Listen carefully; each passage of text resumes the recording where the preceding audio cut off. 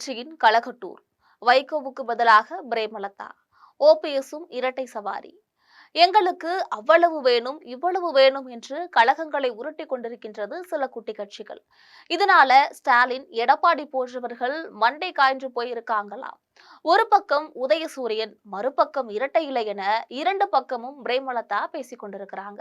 தேசிய ஜனநாயக கூட்டணியில தேமுதிகவினை இழுக்க பியூஷ் கோயலும், அறிவாலயத்துக்கு கொண்டு போக அமைச்சர் ஏவா வேலுவும் மல்லு கட்டி கொண்டிருக்கிறார்கள்.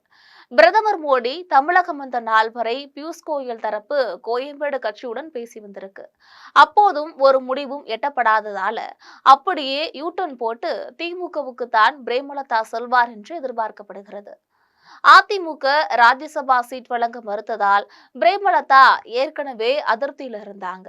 அதே சமயம் வைகோவுக்கு ராஜ்யசபா சீட் மறுக்கப்பட்டதால மதிமுக 12 இடங்களை கேட்டு திமுகவுக்கு குடைச்சல் கொடுத்து கொண்டிருக்கிறதா. ஆனால் அறிவாலயத்துல நடந்த மாவட்ட செயலாளர்கள் கூட்டத்துல மதிமுகவை விட தேமுதிக களத்தில் சுறுசுறுப்பாக இருக்கு. அவர்களை கூட்டணிக்குள் கொண்டு வருவது பலம் சேர்க்கும் என்றும் சிலர் கூறியிருக்காங்க. இப்படித்தான் ஸ்டாலினின் கவனம் கோயம்பேடு பக்கம் திரும்பியுள்ளது. உடனே முதல்வர் ஸ்டாலின் ஏவா வேலுவை கூப்பிட்டு பேசி பார்க்க சொல்லியிருக்காரு. பிரேமலதாவினை வைத்து வைகோவுக்கு செக் வைப்பது ஸ்டாலினோட திட்டமா? பேச்சுவார்த்தையில பிரேமலதா தரப்பு 18 இடங்கள், ஒரு ராஜ்யசபா சீட் மற்றும் தேர்தல் நிதி என பட்டியல சொல்லியிருக்காங்க. இதற்கிடையில அதிமுக தரப்புல ராஜேந்திர பாலாஜி மூலம் பேசப்பட்டிருக்கு. அங்கு 30 இடங்கள் மற்றும் ராஜ்யசபா சீட் கேட்கப்பட எடப்பாடி பழனிசாமி உடன்படல. தமிழகத்துல தேசிய ஜனநாயக கூட்டணியை ஒருங்கிணைக்கக்கூடிய பொறுப்பு பியூஷ் கோயலிடம் இருக்கு. அவர் பேசிய போதும் 30 இடங்கள், ஒரு ராஜ்யசபா, ஒரு மத்திய அமைச்சர் பதவி என பிரேமலதா உறுதியாக பேசியிருக்காங்க. ஆனால் ஒற்றை இலக்கத்தில் தான் சீட் தர முடியும் என டெல்லி மேலிடம் கராராக கூறிவிட்டதால் தான் பிரதமர் பங்கேற்ற மாநாட்டை பிரேமலதா புறக்கணித்து விட்டாங்களாம். இந்த சமயத்துலதான் திமுக தரப்போ 6 இடங்கள் தாரோம், ஆனால் தேர்தல் செலவுகளை நாங்கள் பார்த்துக் கொள்கிறோம் என்று வலை வீசி இருக்கிறது. பிரேமலதா திமுக பக்கம் சாய்வார் என்ற நிலையில்தான் ஆளுநர் விருந்துல சுதீஷை சந்தித்து நயினா நாகேந்திரன் நீண்ட நேரம் பேசியிருக்காரு. அதிமுக ஜெயக்குமாரும் சுதீஷுடன் ரொம்ப சகஜமா பேசிக்கிட்டு இருந்தாரு. இந்த சமயத்துல கூட்டணியை முதலில் அறிவியுங்கள், மற்ற விவரங்களை பிறகு பேசிக் கொள்ளலாம் என நயினார் வலியுறுத்தியும் சுதீஷ் பிடி கொடுக்கல.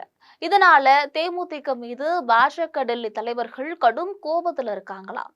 ஏன்னா அமித்ஷா சுதீஷ் கிட்ட 2 முறை பேசியிருக்காராம். பாஜக கூட்டணிக்கு விஜய் வரவில்லைங்கிறது கன்ஃபார்ம். அதனால திமுக பக்கம் தேமுதிக போயிடக்கூடாதுன்னு டெல்லி பாஜக நினைக்குது. அதனால சுதீஷ் கிட்ட அமித்ஷாவே பேசினாரு. அப்ப உங்களுக்கான ராஜ்யசபா சீட்டை வேற மாநிலத்தில இருந்தாவது கொடுக்கவும் ரெடியா இருக்கிறதா பாஜக தரப்புல சொல்லியிருக்காங்க. இதுக்கும் தேமுதிக ஒத்துழைக்கலையாம். திமுக தரப்புல இருந்து பேசிய ஏவா வேலுவுக்கு தேமுதிக பிடி கொடுக்காததால விசிக தலைவர் திருமாவை கொண்டும் தேமுதிக தலைவர்களோட பேச்சுவார்த்தை போய் கொண்டிருக்கிறதாம். கடந்த 24ஆம் தேதி முதல் இந்த பேச்சுவார்த்தை நடந்து கொண்டிருக்கிறதாம். அப்போது எடப்பாடியை நம்ப வேண்டாம், சுயநலத்துக்காக அவர் பாஜகவில் உள்ளார், நீங்கள் இங்கு வந்துவிட்டால் குறைவான தொகுதிகள் என்றாலும் வெற்றி கிடைக்கும் என்று திருமா கூறியிருக்காராம். இதை கேட்டுக்கொண்ட தேமுதிக தலைவர்கள் அன்னையிடம் பேசி முடிவு சொல்கிறோம் அப்படின்னு சொல்லியிருக்காங்க. பிரேமலதாவுக்கு கேரளாவுக்கு ஆயுர்வேத ட்ரீட்மெண்ட்டுக்கு போயிட்டு பிப்ரவரி 3ஆம் தேதி வருகிறாராம். அவர் வந்த பிறகு முடிவு எடுக்கப்படுமாம். பிரேமலதா மட்டுமல்ல, ஓபிஎஸும் இரு பக்கமும் பேசிக் கொண்டிருப்பது முதல்வர் ஸ்டாலினை கடும் கோபத்துல ஆழ்த்தி இருக்கிறதாம்.